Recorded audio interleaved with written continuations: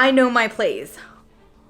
What kind of message is that for young women, kids, anyone watching, that the heroine learns that the lesson is to know your place? Hello, how are you? Welcome back. I'm Nikki, and today we're talking all about Mulan 2020. It's not called 2020, but it's the Mulan from 2020. Really want to differentiate it from the amazing film that happened in 1998, because this is not that film.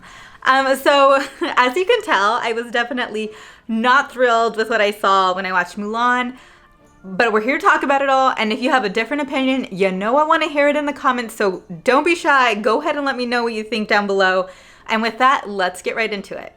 So I actually made a list of things that I didn't like about the film, just to keep my, my thoughts straight, because there's so many things. So of course, the first thing, all the things that they cut, the grandma, cricket, Mushu, the songs, they just lost a lot of magic in those cuts, and it's unfortunate. I think there was a way to add it back in if they had someone with other creative ideas to do that. I think it's kind of like watching Beauty and the Beast without Lumiere and Clogsworth and, you know what I mean? Mrs. Potts. It'd be really strange if they were just inanimate, non-talking objects and you're still trying to have the Beauty and the Beast story. That's kind of what it felt like. Like you know something's missing. You know the story so well. So there's definitely sadness on my end to see the lack of those fun characters, those comedic, lighthearted characters. And what they gave us instead was a witch who, what was the point of her character?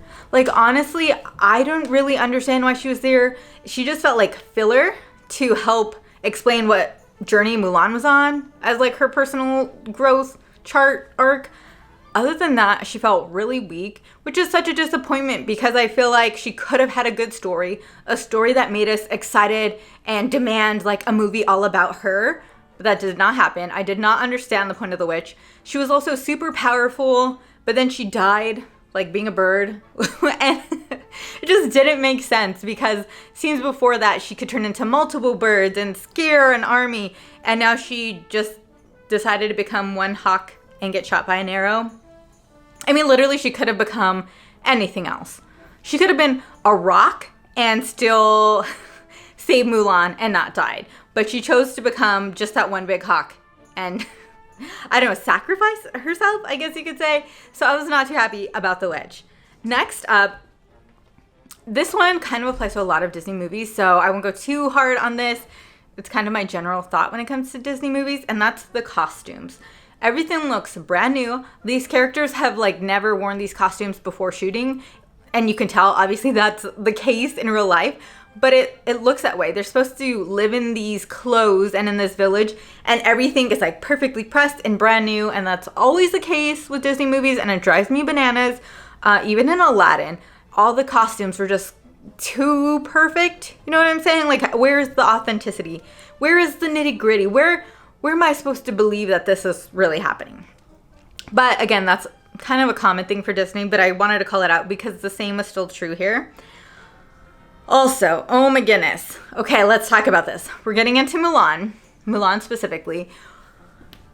The original line, this is me trying to calm myself because I'm so unhappy with this, guys. Why did they do this to this film? The original 1998 Mulan had her really challenging what was expected of her and her being courageous and breaking out and defining for herself what was right and what was wrong and what she should and shouldn't do. This Mulan, literally at the end of the film, towards the end of the film, she said, "I know my place."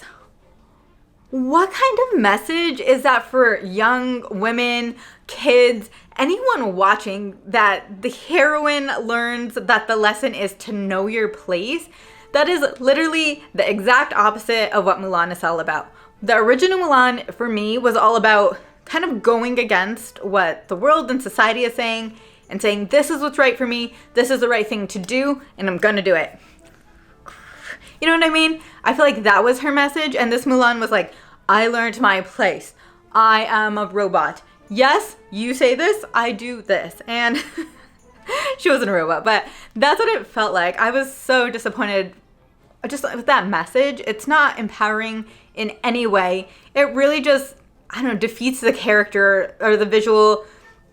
The image of Mulan in my head was kind of destroyed by that line. It was everything that Mulan doesn't stand for. So disappointed, and why they did that, I don't know. Let me know if you heard that line and if it felt the same to you, if you really felt it just, I don't know, kind of crack the character of Mulan for you, because you're like, there's no way my Mulan would say something like this. My Mulan stands up for herself. She's a feminist. She decides what's right and what's wrong for her.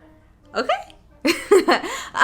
So that's one, the issue with Mulan. And kind of playing into that, in the original movie, I feel like Mulan has this arc where she is kind of just a regular peasant girl. She doesn't have special abilities. There's not really technically anything special about her. And she goes on a journey, a personal journey, where she has to learn to be strong.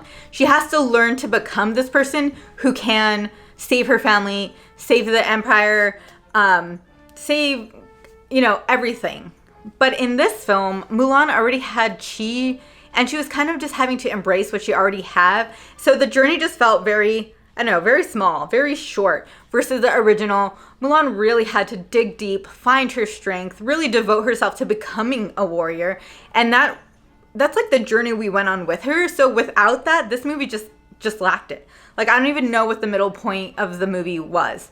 If she woke up one day and did a couple affirmations, she could have just had her chi back. To be honest, it just really didn't feel like she built into anything. So definitely disappointed by that.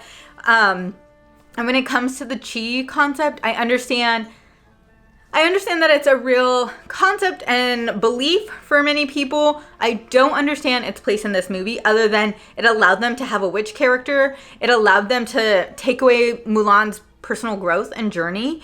I don't understand. Why would you put this in there if it was taking away some of the best elements of the original? So for me, it was a hot mess. I did not order chi. I do not want the chi in this movie. Send it back. That is how I felt. It just didn't need to be there. It honestly took away some of the most important points.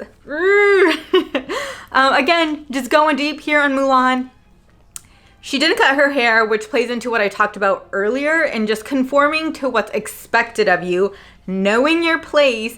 And I feel like when she does it in the original animated film, it's like defiance. It's rebellion. It's, I am not conforming to you. I'm doing me. And like, that is so, oh my God, I'm getting worked up. I feel like I'm gonna start sweating. I love that about the original Mulan. And this Mulan was just like, I'm not cutting my hair. I'm not changing anything. I am just gonna be what my dad said to be. Like, what? What is that? That is just so frustrated, guys. I feel like I'm running out of words. I can't even vocalize the frustration. It's just so hard for me to see such an empowering character become what feels like a very mindless robot character who just kind of conforms and falls in line. So disappointed by that. Again, she didn't have to cut her hair, but I wish she would have rebelled against everyone's ideals and chosen for herself her fate. I think I actually, really unpopular opinion right here, I would have liked Mulan more and this movie more if Mulan had chosen to side with the witch. I know, hear me out. So if Mulan had chosen to side with the witch, at least she would have again gone on a journey where she's choosing for herself what actually mattered to her and who she wanted to be. And she would be defying what everyone expected of her. And she would essentially create her own destiny. No, she could have done that in a lot of different ways. She could have sided with the witch, turned the witch to the good side. She could have become an evil character and then found her way. I think it just would have allowed for some growth where we just didn't have any. So definitely probably an unpopular opinion, but I would have enjoyed the film much better had it gone that way. And and I know we spoke on Mushu earlier. There's no Mushu. But they had this Phoenix, and the Phoenix one I feel like is so overused. Maybe because I'm such a Harry Potter fan and I'm just used to the Phoenix in that story, but why? If they were gonna have this faux Mushu, why couldn't it have been, I don't know, a more involved character than just like the random moments that it appeared? It felt so cheesy. They were kind of just hitting us over the head with, hey, this is you know, the new character, or this is the ancestors have. Can't even speak. I'm so Mulan's got me so worked up I can't even speak. They just made the Phoenix seem like their substitute for Mushu, and it fell short. It didn't add much other than we knew that the ancestors were helping her, but it was just pointless. It was terrible CGI. It looked like they threw a kite in there every couple of minutes. They're just like, oh, release the Phoenix kite. I just didn't appreciate the Phoenix. Do you hear me? Do you hear what the frustration has done to my vocabulary and my enunciation? I just think the Phoenix was completely unnecessary. I didn't appreciate it. I also really miss the song. So, I don't like musicals. I want to make that clear. I'm not big on musicals, but I'm okay with them in animated films. And I feel like the songs from Mulan just played a big role in the story, and we all really connected to them. So even if they didn't have, which they didn't, the characters sing, I feel like the soundtrack could have played over scenes, and we would have still had that feel. You know, even though the characters aren't singing, we would have had that feeling of hearing those songs, those iconic, like, you know, Gonna Make a Man Out of You or Reflection. We would have felt it with the scenes happening, but they just didn't do that. They honestly pulled all the wonderful things about Mulan and they threw it in the trash, and they said, we're making this other movie and we'll also call it Mulan, but it's not going to be nearly as good.